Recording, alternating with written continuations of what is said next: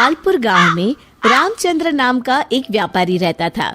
उसकी कपड़ों की दुकान थी और उसकी दुकान पर 3 नौकर थे। मोनू, तुम अपने घर गए थे ना?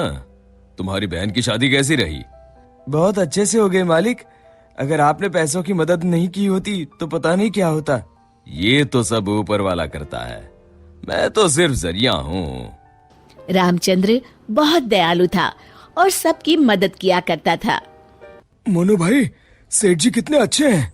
मुझे भी माँ के इलाज के लिए कुछ पैसे चाहिए। मदद नहीं, बस एडवांस दिलवा दीजिए ना। अरे तुम खुद ही कह दो ना सेठ जी से, सेठ जी मना नहीं करेंगे। सबको इतनी आसानी से पैसे देते हैं? जरूर इस सेठ के पास बहुत ज्यादा पैसा है। अगर मैं कभी कुछ चुरा लूं तो इस सेठ को पता भी नहीं चलेगा और मैं माला माल हो जाऊंगा। एक दिन रामचंद्र जी को हाथ में चोट लग जाती है। उनका हाथ सूज जाता है तो वो अपनी हीरे की नई अंगूठी उतार कर दराज में रख देते हैं और भानु वो देख लेता है। अब तेरी किस्मत बदलने वाली है भानु बेटा। अगर ये हीरे की अंगूठी तेरे हाथ लग गई ना तो ये लहंगा चोली के चक्कर में नहीं पड़ना पड़ेगा। अपनी भी एक दुकान होगी, तू भी दिन भर सेठ की कुर्सी पर बैठा रहेगा, तेरे आगे पीछे नौकर चाकर घूमेंगे। सोचते सोचते भानु सपने देखने लगता है। उसे ये सब दिखाई देने लगता है। ओ भानु, क्या सोच रहा है? चल खाना खाने चलते हैं, सेठ जी भी आराम कर रहे हैं। तुम लोग जाओ यार, मेरा मन नहीं है। क्यों? तेरी तबीयत तो ठीक है ना? हाँ भाई, मेरी तबीयत एकदम दुरुस्त है, बस कुछ करने का मन नहीं है। चल ठीक है, हम खाना खा के आते हैं।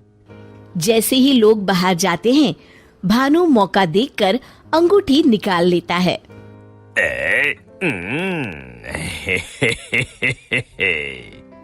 शाम के समय।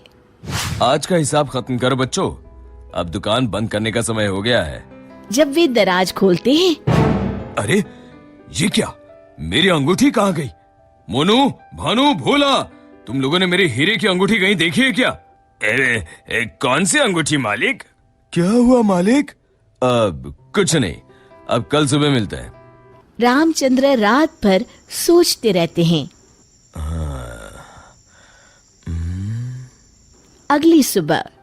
आज दुकान को दुल्हन की तरह सजाओ, हर आने जाने वाले का मुंह मीठा करवाओ, आज बड़ी खुशी का दिन है। ऐसी क्या बात है सेठ जी? दरअसल कई सालों पहले एक दिन मुझे एक हीरे की अंगूठी मिली। मैं उसे उठा के घर ले आया। उसी रात मुझे सपने में आकर एक बाबा ने श्राप दिया कि तूने पैसों के लालच में जो अंगूठी उठाई है, अब वही तेरा नुकसान करवाएगी। जब से वो अंगूठी मेरे पास थी, मुझे कहीं न कहीं घाटा होता रहता था। घर में कोई न कोई बीमार होता रहता था। पर कल वो अंगूठी किसी ने चुरा ली और वो चोर अंगूठी के साथ साथ श्राप भी ले गया। पर अगर ऐसा ही था तो आपने वो अंगूठी फेंक क्यों नहीं दी सेठ जी? अरे बाबा जी ने कहा था कि न मैं उसे फेंक सकता हूँ, ना ही किसी को दे सकता हूँ। बस मुझे इंतजार करना है कि कोई स्वेच्छा से वो अंगूठी मुझसे ले ले। तो क्या आपका श्राप मुझे मेरा मतलब उस चोर को लग जाएगा? बिल्कुल। अब वो बेचारा ना अंगूठी फेंक सकता है, ना किसी को दे सकता है। वैसे एक उपाय है। क्या उपाय सेठ जी? अरे तुम्हें क्या करना भानु भैया, अब चोर जाने और उसकी किस्मत। तू चुप कर, मैं तो ऐसे ही जानना चाहता हूँ। हाँ, क्यों नहीं, क्यों नहीं। दरअसल अगर पूर्णिमा की रात को चोर हमारी दुकान के पीछे वाले बरगद के नीचे अगर अंगूठी गाड़ दे तो वो श्राप से बच जाएगा। तो आपने क्यों नहीं ऐसा किया सेठ जी? तू मेरी जान ले ले।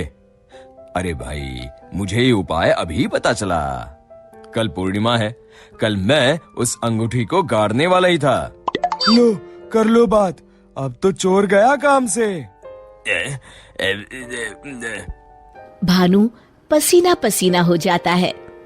रामचंद्र अगली रात बरगद के पीछे छुपकर बैठ जाते हैं। तभी उन्हें एक परछाई आती हुई दिखती है। जैसे ही वो परछाई पेड़ के नजदीक आकर गड्ढा खोदने लगती है, रामचंद्र जी सामने आ जाते हैं।